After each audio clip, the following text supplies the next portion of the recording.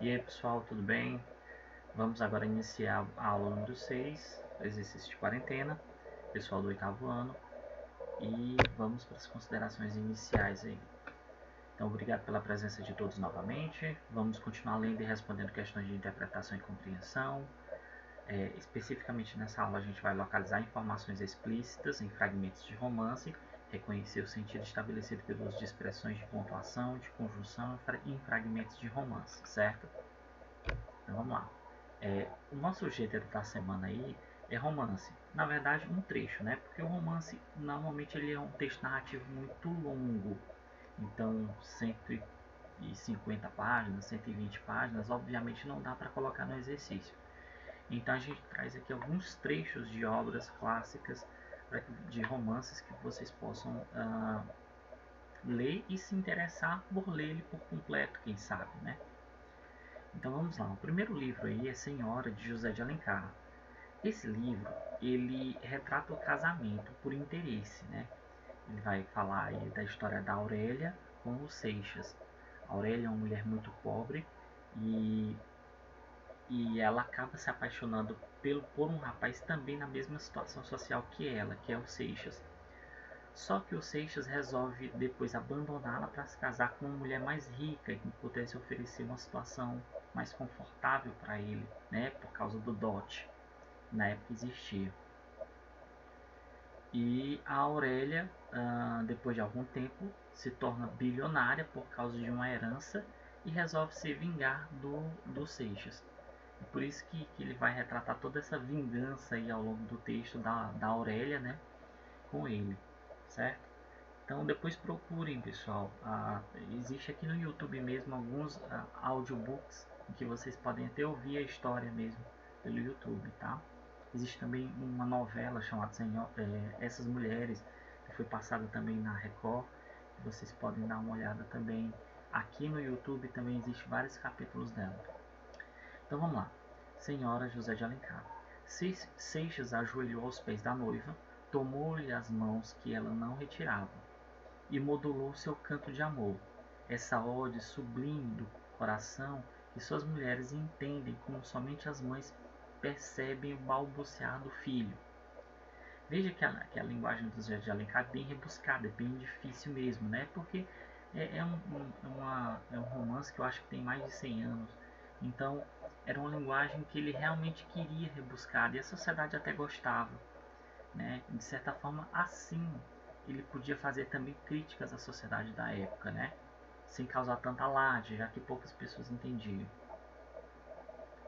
A moça com o talhe languidamente encostado, o talhe aí é o tronco, né? Então, a moça com o tronco languidamente recostado ao espaldar da cadeira, ou seja, encostada na cadeira, a fronte reclinada, a testa, né? Os olhos coalhados e uma ternura maviosa, escutava as falas de seu marido. Toda ela se embebia de eflúvios de que ele a repassava com a palavra ardente, o olhar rendido e o gesto apaixonado. É então verdade que me ama? Pois duvida, Aurélia. E amou-se sempre, desde o primeiro dia que nos vimos? Não lhe disse já? Então nunca amou a outra? Eu lhe juro, Aurélia, estes lábios nunca tocaram a face de outra mulher, que não fosse minha mãe. O primeiro beijo de amor guardei-o para minha esposa, para ti.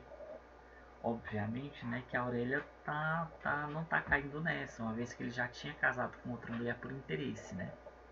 Soerguendo-se, ou seja, levantando-se para alcançar-lhe a face, não viu Seixas a súbita mutação que se havia operado na fisionomia de sua noiva. Ou seja, a Aurélia estava ali não acreditando, né? A Aurélia estava lívida e sua beleza radiante a pouco se marmorizava. Ou seja, a beleza dela de repente ficou estática, né? Ela começou a ter uma cara mais preocupada e não de beleza. Ou de outra mais rica, disse, retraindo-se para fugir ao beijo do marido e afastando-se com a ponta dos dedos. A voz da moça tomara o timbre cristalino, eco da rispidez e aspereza do sentimento que lhe sublevava o seio, que parecia ringir-lhe nos lábios como aço. Ou seja, quando ele coloca aí que ela tinha um timbre cristalino, eco de rispidez, porque ela começou realmente a ficar com raiva e lembrou que, né, ele já havia trocado ela uma vez. Porque assim, quando ela ficou muito rica, gente, ela resolveu se casar com ele, porque ela era mais rica do que a outra mulher que o Seixas havia se casado. E então a Aurélia decidiu oferecer um dote muito grande, milionário, para o Seixas se casar com ela. Só que o Seixas só ficou sabendo depois que era a Aurélia, aquela mulher pobre que ele tinha namorado lá na adolescência. Então ela agora estava sempre desdenhando ele, sempre deixando ele de lado, embora eles estavam casados ali. A voz da moça tomara um timbre cristalino, eco da rispidez e aspereza do sentimento que lhe sublevava o seio, que parecia ringir-lhe nos lábios como aço. Aurélia, que significa isso? Representamos uma comédia na qual ambos desempenhamos o nosso papel com perícia consumada.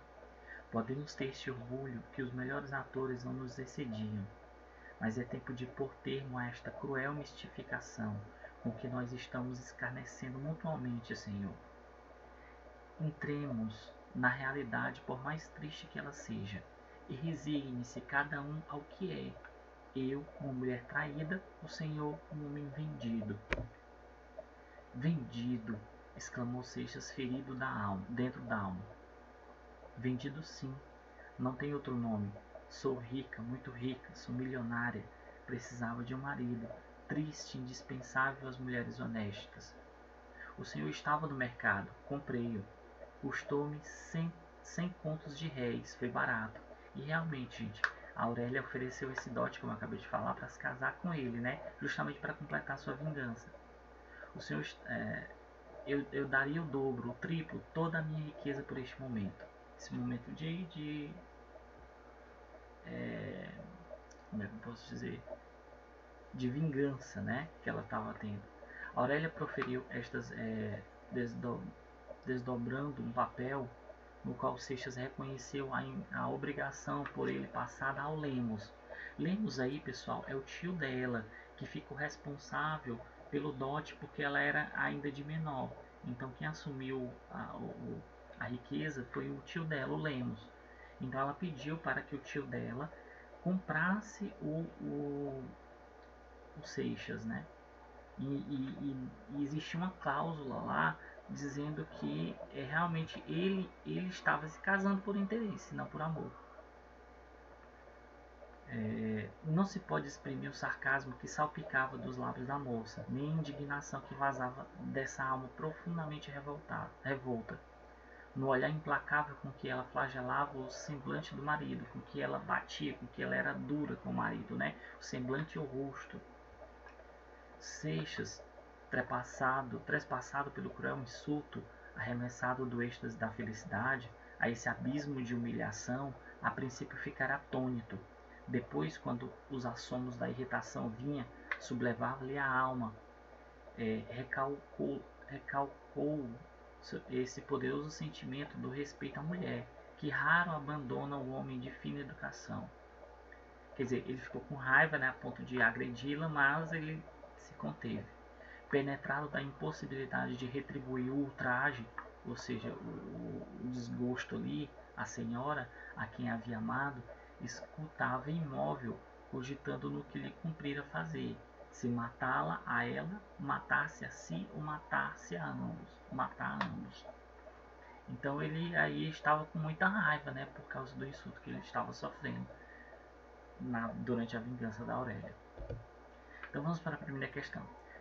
De acordo com o texto, há um diálogo entre pais, obviamente que não, né? Não entre pais. Deixa eu acertar aqui a caneta marca-texto, que a gente possa, vou até colocar aqui uma outra cor. Tela de ponteiro, cor vermelha. Não era entre pais, não era entre amigos e não era entre namorados.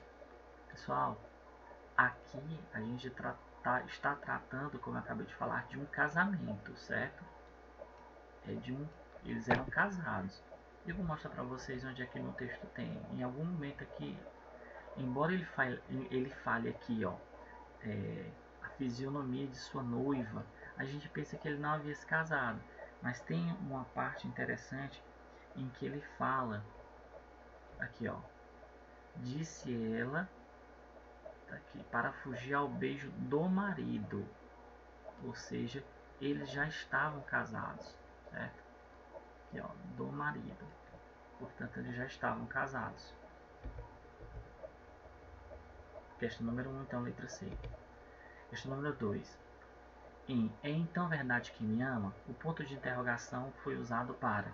Pessoal, nem sempre o ponto de interrogação ele vai ser para perguntas. Existem perguntas que não foram feitas para ser respondidas. Quando ele diz assim, é então verdade que me ama? Se você voltar ao texto, ó, é então verdade que me ama? A Aurélia faz essa pergunta porque, obviamente, ela duvida que ele ama, que o Seixas ama ela, porque ela já foi trocada uma vez por uma mulher rica. E aí é engraçado como ele até coloca, pois duvida a Aurélia. Ou seja, quando ela faz essa pergunta, ela está dando aí entender que ela está querendo tirar essa dúvida, certo? Não é fazer perguntar. Até a construção desse item, fazer perguntar, ele é estranha, né? O ponto de interrogação foi usado para fazer perguntar. Poxa, se fosse fazer uma pergunta, até que traria algum tipo de dúvida. Mas aqui, o ponto de interrogação, ele quer causar uma dúvida mesmo, certo? Não é perguntar. Demonstrar surpresa? Não, mas o ponto de interrogação também pode causar isso, surpresa. Afirmação não, né? Porque o ponto de interrogação não é para afirmação. Tá? Isso você utiliza outro ponto, um ponto final, um ponto de exclamação. Vamos lá. Questão número 3. Pois duvida, Aurélia. O ponto de interrogação foi usado para fazer pergunta, reforçar indignação, demonstrar surpresa ou fazer uma afirmação. Bom, quando ele coloca aí, pois duvida, Aurélia, obviamente você vai ter aí uma demonstração de surpresa. Por quê? Porque ele já estava falando coisas bonitas para ela há vários momentos.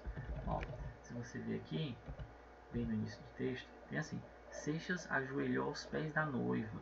Então ele estava ajoelhado aos pés dela. Tomou-lhe a mão e não retirava, modulou o seu canto de amor, ode sublime, canto sublime do coração, ou seja, ele estava se declarando para ela, né? Então, até que depois disso tudo ela ainda pergunta, então é verdade que me ama? Aí ele fica obviamente indignado, pois duvida, né? Pois duvida, Aurélia. Então, esse aspecto aqui, especificamente essa questão, ela quer avaliar exatamente se você consegue reconhecer esse ponto de interrogação. Não é para fazer pergunta, certo? Nem para reforçar a indignação, e nem fazer uma afirmação, obviamente.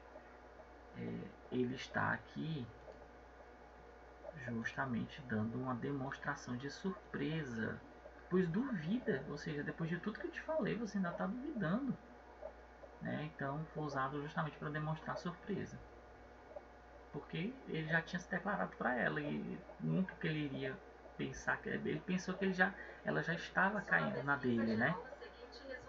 O Google aqui, pessoal. Pronto, vamos lá. Quarta questão. Soerguendo-se para alcançar-lhe a face. A palavra destacada estabelece efeito de sentido de... Gente, esse para aqui, ele pode ter vários sentidos. Inclusive de lugar, por exemplo. Fui para São Luís, né? Destino, direção. Fui para frente, direção, por exemplo. Só que aqui, quando ele fala soerguendo-se, ou seja, levantando-se para alcançar-lhe a face, ou seja, ela se soergueu com a finalidade de alcançar a face do marido. Portanto, a gente está diante aqui de uma finalidade, tá? Então esse para tem sentido de finalidade. Em sua beleza radiante há pouco se marmorizava. A expressão destacada indica que é a Aurélia. Então, Veja, se marmorizava, significa que ela mudou o semblante dela, mudou o rosto dela, que era de uma mulher feliz para uma mulher amarga, né? Com raiva. Permaneceu radiante de amor, mudou sua feição, ficando séria, olhou seu reflexo de mármore, não tem nada a ver, né? Vamos eliminar logo essas que não tem nada a ver? Permaneceu radiante de amor? Não. Deixa eu só modificar o ponto na cor vermelha para a gente eliminar. Então vamos lá. Se marmorizava, permaneceu radiante de amor? Não, ela não permaneceu. Pelo contrário, ela mudou o semblante dela. Ela ficou com muita raiva, né? Então mudou sua feição ficando séria, assim, olhou seu reflexo de mármore? Não, tem nada a ver. Isso aqui de repente ficou ainda mais amável. Não, ela não ficou amável, né? Quando ele fala marmorizava, ele está dando uma ideia de que ela ficou rígida, ficou dura, né? Então a expressão aí correta é a letra B, B de bola, certo? Ela mudou sua feição, que era de alegria, né? Ouvindo a declaração do marido, para muito séria, porque sabia que ele estava mentindo. Sexta questão. Em ou de outra mais rica, o ponto de exclamação reforça. Olha, aí você já sabe, né? Que ela está com raiva. Por quê? Porque ela sabe que o marido está mentindo. Ela sabe que ele já havia trocado ela por interesse, que ela só tinha se casado com ela por interesse. Então não era de alegria, não era de espanto, nem de surpresa, era de raiva mesmo. Sétima questão. Em o timbre cristalino, eco da rispidez e aspereza do sentimento. A palavra destacada, que é o I, né? A palavra destacada estabelece uma relação de soma, de causa, de oposição, de conclusão. Quando ele fala eco da rispidez e aspereza, são duas qualidades juntas que representam aí a voz dela, né? Portanto, aí não é de causa, não é de oposição, nem de conclusão. Então, só alterar aqui a cor do marca-texto mais uma vez. Então a resposta só pode ser o que? De soma, certo? Esse I aí, ele dá a ideia de soma. Aí você me pergunta, professor, esse I sempre dá a ideia de soma? Não, depende da frase. Por exemplo, se alguém diz assim, fui à escola e não teve aula. Esse I aí não dá a ideia de soma, ele dá a ideia de oposição. Por quê? Porque ele está no sentido de mas, de porém, de todavia. Toda vez que esse E tiver sentido de mas, porém, todavia, ele vai ter sentido de oposição. Quando ele está juntando dois elementos, né, então aí obviamente vai ser ideia de soma, de junção, de adição. Questão número 8. De acordo com o texto, a Aurélia era apenas namorada de Seixas. Ela não era apenas namorada, já estava casada com ele, né, nesse trecho.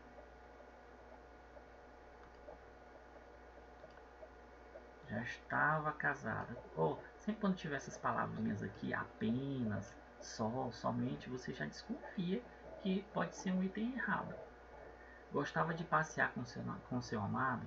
Não, ela não gostava de passear com ele, né? Está duvidando do amor de seu marido? Acreditava nas palavras do seu namorado? Então você já pode excluir, inclusive, indo por eliminação, né?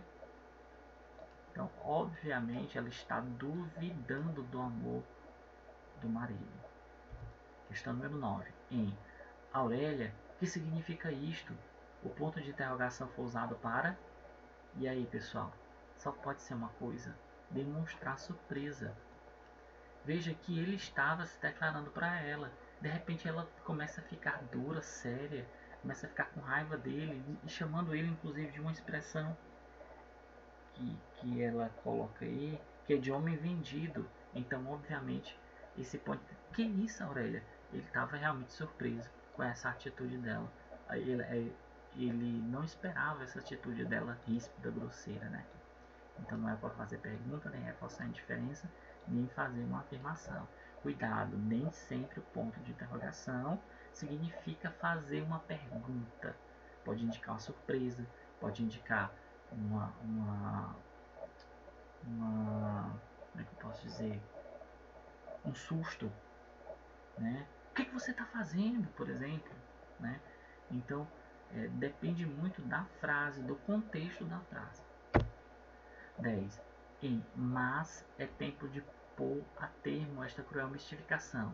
Esse mas aqui, a gente já sabe que ele é uma conjunção com ideia de contradição. Contradição aqui é a mesma coisa que oposição. Certo, gente? Então, não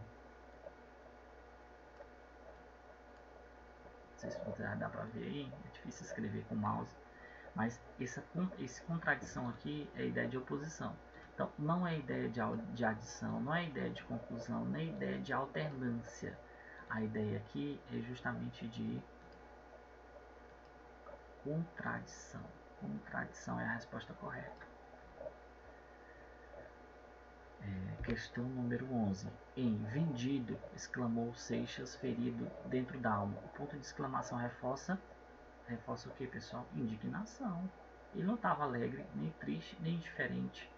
Ele estava indignado porque ela tinha ali chamado ele de homem vendido. Óbvio, porque ela havia se casado com ela por interesse, né? Então não era alegria, nem tristeza, nem indiferença. Muita gente me pergunta o que é indiferença. Indiferença é não expressar nenhum sentimento. É ser indiferente, tanto faz como tanto fez. Quando ele fala vendido, ele estava ali indignado porque ela tinha ofendido ele, né? E você pode perceber até pelo fim do texto, em que ele fica ali com raiva, mas se controlando. Questão número 12. Em Seixas, a princípio, ficara atônito, ou seja, ficara sem saber, sem norte nenhum, né? Então, é isso até que ele vai perguntar. A expressão destacada que é atônito, viu, gente? O que significa atônito? Ficou sem saber o que fazer? Exatamente. Vamos colocar aqui uma cor para que você diferencie a resposta correta. Então, ele ficou sem saber o que fazer. Atônito quer dizer exatamente isso. Estava conformado com a situação? Não, ele não estava conformado, né? Até porque ele pensou que estava se casando com a mulher da vida dele, né? Mas, claro, por interesse. Demonstra estar com raiva da esposa?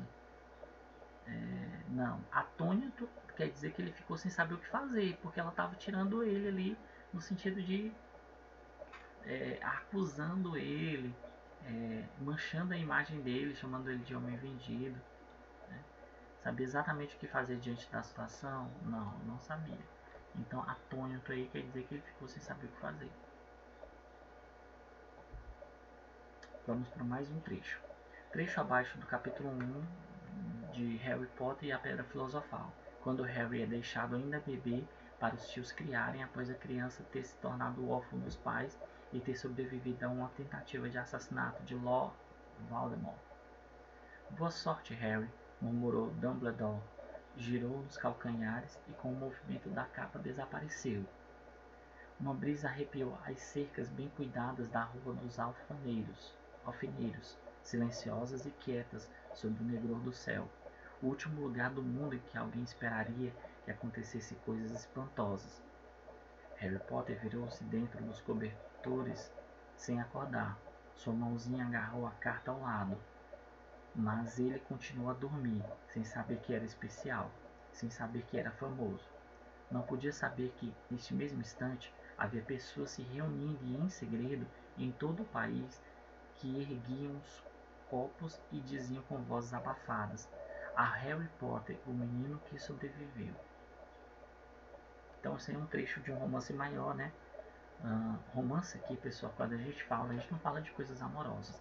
A gente fala de livros, textos narrativos que são muito longos, que tem uma trama, que tem um personagem principal, que eventualmente vai ter também o antagonista, que é aquele que se opõe ao personagem principal.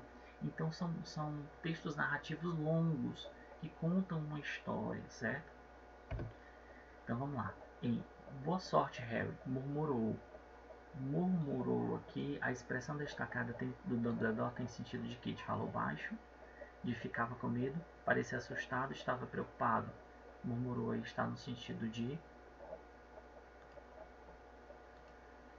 falou baixo, né, gente? Murmurar é falar baixinho. Vamos lá. 14. Em sua mãozinha agarrou a carta ao lado, mas, olha o mas aparecendo de novo. Mas tem sentido de, só pode ter sentido de uma coisa aí, de oposição. Certo, gente? Mas com sentido de oposição. 15. Em Harry Potter, os dois pontos foram usados para... Vamos voltar só no texto aqui, para que você possa ver uma coisa. Quando ele coloca a Harry Potter, o menino que sobreviveu está ali caracterizando o Harry Potter, está explicando quem é o Harry Potter, certo? Então, esses dois pontos aqui, a gente pode ver no texto, esses dois pontos aqui, eles estão aí ligando o nome à explicação de quem é essa pessoa. Portanto, ó, os dois pontos aí foram usados para adicionar ideias? Não. Não é para adicionar ideias. Introduzir uma explicação? Introduzir uma explicação. Introduzir uma enumeração? Não, até porque não tem nenhuma coisa enumerada. A não ser a fala de personagem. Não é a fala de ninguém. Portanto, a resposta correta é a letra B. E, pessoal, até a próxima aula. A gente se vê.